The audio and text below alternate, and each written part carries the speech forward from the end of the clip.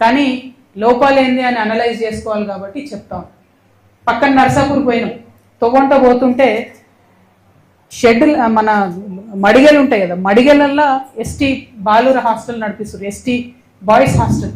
మడిగలు literally మడిగలు 5వ తరగతి నుంచి 12వ తరగతి వరకు పిల్లలు ఉంటారు. అంటే ఏంటంటే ఆ మడిగే పక్కకే రోడ్డు పోతుంది, స్టేట్ హైవే, విపరీతమైన స్పీడ్తో వెహికల్స్ పోతుంటాయి. ఆ టీచర్లకు ఎంత కష్టం అంటే ఆ పిల్లలు కాపాడుకోవాలి, వాళ్ళు బయటకు పోకుండా. పిల్లలు ఆడతారు, మగపిల్లలు దుందుడుకు ఉంటారు, ఏమైనా అయితే ఎవరు రెస్పాన్సిబిలిటీ? మనకేం అవసరం లేదు. ఎందుకంటే ఆ మడిగలకు ఎక్స్ఎమ్మెల్యే మదన్ రెడ్డి గారికి నెలకు 1,60,000 రూపాయలు కిరాయి వస్తుంది, బాజాప్తా బై చెక్ వస్తుంది. అంటే ఈ హాస్టల్ని ఎస్టీ బాయ్స్ హాస్టల్ ఏదైతే పెట్టిరో అది కనుక కేసీఆర్ గారు చూసుంటే ఎట్టి పరిస్థితులలో ఒప్పుకునే వాళ్ళు కాదు. ఎస్టీ బాయ్స్ హాస్టల్ శాంక్షన్ చేసిరు, దానికి డెఫినెట్గా ఒక సేఫ్ బిల్డింగ్ ఉండాలి. అంటే అప్పుడున్న ఎమ్మెల్యే గారు ఆయన మడగలు ఇచ్చేసిడు. ఎంత అన్యాయం అండి. సరే పోనీ టెంపరీగా లేదో ఒక 2 నెలలు 3 నెలలు నలిపినట్టు ఒకటి. 5 సంవత్సరాల నుంచి అదే కథ. 5 సంవత్సరాలలో మార్చుకోరాదా? పోనీ 2 నెలలు 3 నెలలు ఐ అండర్స్టాండ్.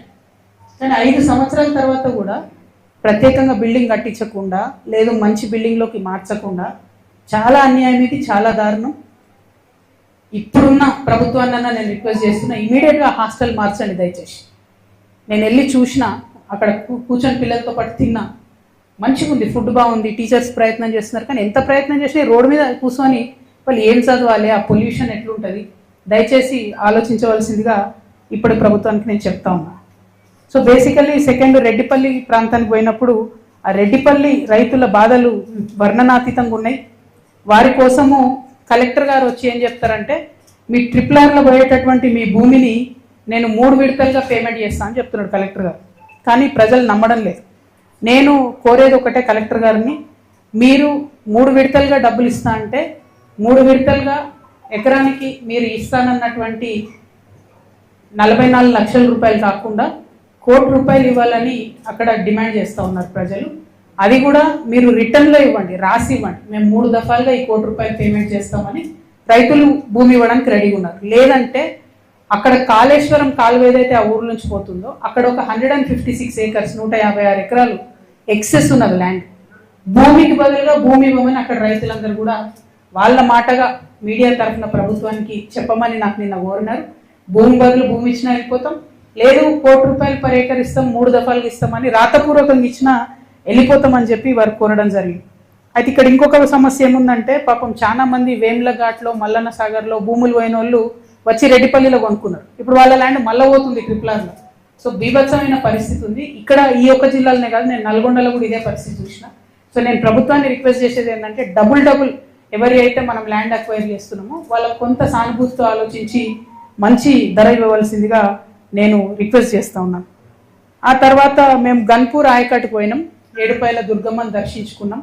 అయితే అమ్మవారు సంవత్సరం పొడుగుతా ప్రతి సంవత్సరం ఒక 60 రోజులు మునిగిపోతూ ఉన్నారు కాబట్టి గన్పూర్ ఆయకట్టు ఎత్తు పెంచాలి అని చెప్పి మేము డిమాండ్ చేస్తూ ఉన్నాం. ఎత్తు పెంచడానికి డబ్బులు ఆల్రెడీ శాంక్షన్ అయి ఉన్నాయి.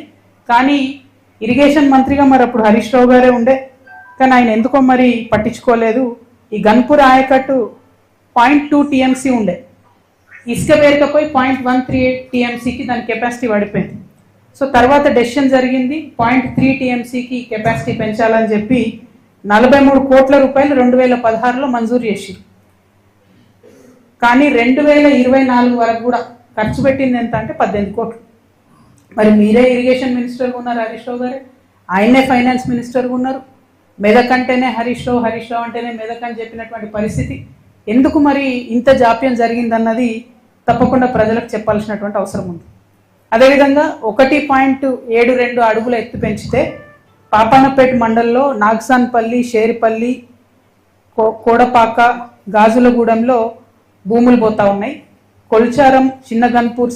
కొల్చారం మండలంలో చిన్న గన్పూర్ సంగాయిపేటలో కూడా భూములు పోతా ఉన్నాయి. అయితే భూములు అక్వైర్ చేసుకోవడానికి 13 కోట్లు కావాల్సి ఉంటే కేవలం 5 కోట్లు రిలీజ్ చేసి. అయితే ఇక్కడ మెదక్లో నేను ఒక పెక్యులియర్ సిచ్యువేషన్ అబ్జర్వ్ చేసిన, వేరే జిల్లాలో లేనటువంటిది. మొదలుపెట్టిండ్రు 3 ప్యాకేజీలు కాళేశ్వరం 17, 18, 19. అవసరమైన డబ్బు ఎంత అంటే 2,562 కోట్లు. కానీ ఇచ్చింది ఎంత? 991 కోట్లు. అంటే 1/3 డబ్బులు వచ్చినాయి దీనికి. దాంతో నిన్న పోయిన చోటల్లో రైతులు ఏం చెప్తున్నారంటే వచ్చిరు మా భూములు తీసుకున్నారు